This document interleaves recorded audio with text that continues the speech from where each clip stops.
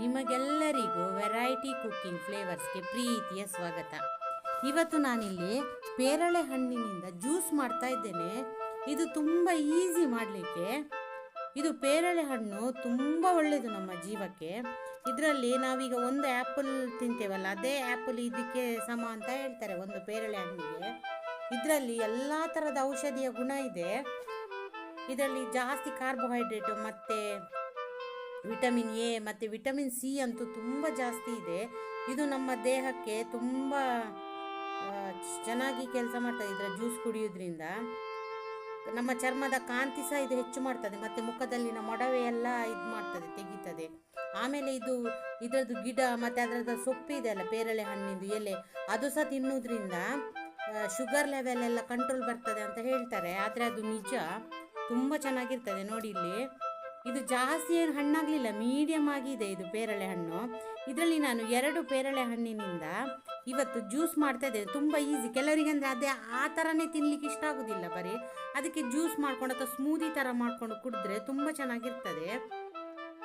ಇದರಲ್ಲಿ ಕಾರ್ಬೋಹೈಡ್ರೇಟ್ ಮತ್ತು ಆ್ಯಂಟಿ ಆಕ್ಸಿಡೆಂಟ್ ತುಂಬ ಜಾಸ್ತಿ ಇದೆ.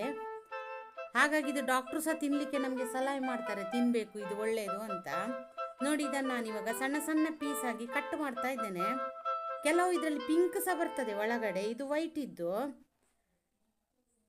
ಈ ಥರ ಕಟ್ ಮಾಡಿ ಇದನ್ನು ನಾನು ಒಂದು ಮಿಕ್ಸಿ ಜಾರಿಗೆ ಹಾಕ್ತೇನೆ. ಇದು ಏನಿಲ್ಲ, ನಮಗೆ ತುಂಬ ಈಸಿಯಾಗಿ ಮಾಡಿ, ಮತ್ತು ಜಾಸ್ತಿ ಇಂಗ್ರೀಡಿಯೆಂಟ್ ಎಲ್ಲ ಏನು ಹಾಕುವುದಿಲ್ಲ. ಬರೀ ಸಿಂಪಲ್ ಆಗಿ ಪೇರಳೆ ಹಣ್ಣು, ಹಾಲು ಮತ್ತು ಒಂದು 4 ಚಮಚ ಸಕ್ಕರೆ, ಅದು ಸಹ ಸಣ್ಣ ಚಮಚದಲ್ಲಿ, ಜಾಸ್ತಿ ಸಕ್ಕರೆ ಏನು ಬೇಡ.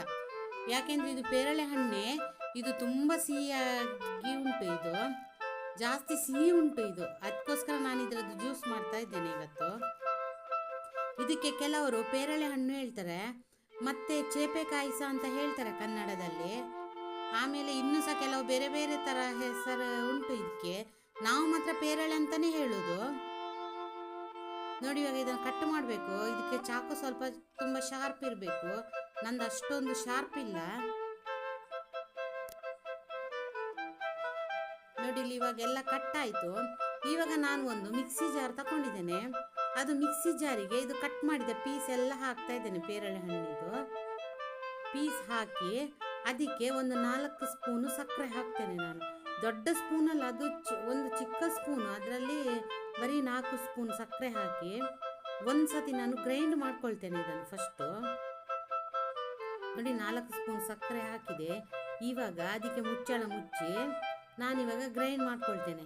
ನೋಡಿ, ಇವಾಗ ಗ್ರೈಂಡ್ ಆಯಿತು, ಈ ಥರ ನೈಸ್ ಆಯಿತು. ಇವಾಗ ಇದಕ್ಕೆ ನಾನು 1 ಲೋಟ ದಪ್ಪ ಹಾಲು ಹಾಕ್ತಾ ಇದ್ದೇನೆ. ಇದು ಕುದಿಸಿದ ಹಾಲು. ಈಗ ಅಂದರೆ ಚಳಿಗಾಲ ಅಲ್ವಾ, ಅದಕ್ಕೆ ನಾನು ಕೋಲ್ಡ್ ಎಲ್ಲ ಏನು ಹಾಕ್ತಾ ಇಲ್ಲ. ಅದಕ್ಕೆ ಬಿಸಿ ಸ್ವಲ್ಪ ಲೈಟ್ ಉಗುರು ಬೆಚ್ಚಗಿನ ಹಾಲೇ ಹಾಕ್ತಾ ಇದ್ದೇನೆ. ಹಾಕಿ ನೋಡಿ, ಈ ಥರ ನೈಸಾಗಿ ರುಬ್ಕೊಳ್ಬೇಕು. ಇವಾಗ ರೆಡಿ ಆಯಿತು. ಇವಾಗ ನಾವು ಒಂದು ಪಾತ್ರೆಗೆ ಇದನ್ನು ಸ್ಟ್ರೈನ್ ಮಾಡ್ಕೊಳ್ಳುವ. ಅಂದರೆ ಅದರಲ್ಲಿ ಕೆಲವು ಬೀಜ, ಸಣ್ಣ ಸಣ್ಣ ಬೀಜ ಎಲ್ಲ ಇರ್ತದೆ, ಅದು ನೈಸ್ ಆಗುವುದಿಲ್ಲ. ಅದಕ್ಕೋಸ್ಕರ ನಾನು ಇದನ್ನು ಸ್ಟ್ರೈನ್ ಮಾಡ್ತಾ ಇದ್ದೇನೆ. ನೋಡಿ, ಸ್ಮೂದಿ ಥರ ಎಷ್ಟು ಚೆನ್ನಾಗಿ ಬಂದಿದೆ ನೋಡಿ, ತುಂಬ ಚೆನ್ನಾಗಿರ್ತದೆ. ಇದನ್ನು ಹಾಗೆ ಸ್ಪೂನಲ್ಲಿ ಸಹ ತಿನ್ಬೋದು ಅಥವಾ ಹಾಗೆಯೇ ಕುಡಿಬಹುದು, ಸ್ವಲ್ಪ ದಪ್ಪ. ನೋಡಿ, ಇವಾಗ ನೋಡಿ ಸ್ಟ್ರೈನ್ ಮಾಡಿದ ಕೊನೆಗೆ ನೋಡಿ ಅದರದ್ದು ಸಣ್ಣ ಸಣ್ಣ ಬೀಜ ಎಲ್ಲ ಸಿಕ್ಕಿದೆ. ಅದನ್ನು ಬೇಕಂದರೆ ಬಿಸಾಕುವ.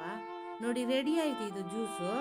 ಇದನ್ನು ನಾನು ಜಾಸ್ತಿ ನೀರೇನು ಮಾಡಲಿಲ್ಲ, ಅಷ್ಟೇ ಹಾಲು ಎಷ್ಟು ಹಾಕಿದ್ದೇನೆ ಅಷ್ಟೇ. ನೋಡಿ, ಇವಾಗ ಇದನ್ನು ಗ್ಲಾಸಿಗೆ ಹಾಕ್ತಾ ಇದ್ದೇನೆ, ಸರ್ವ್ ಮಾಡ್ತಾ ಇದ್ದೇನೆ. ಇದು ತುಂಬ ಚೆನ್ನಾಗಿತ್ತು ಕುಡಿಲಿಕ್ಕೆ. ನೀವು ಸಹ ಮಾಡಿ ಒಂದ್ಸತಿ, ಆಮೇಲೆ ನನಗೆ ಹೇಳಿ ಹೇಗಾಗಿದೆ ಅಂತ.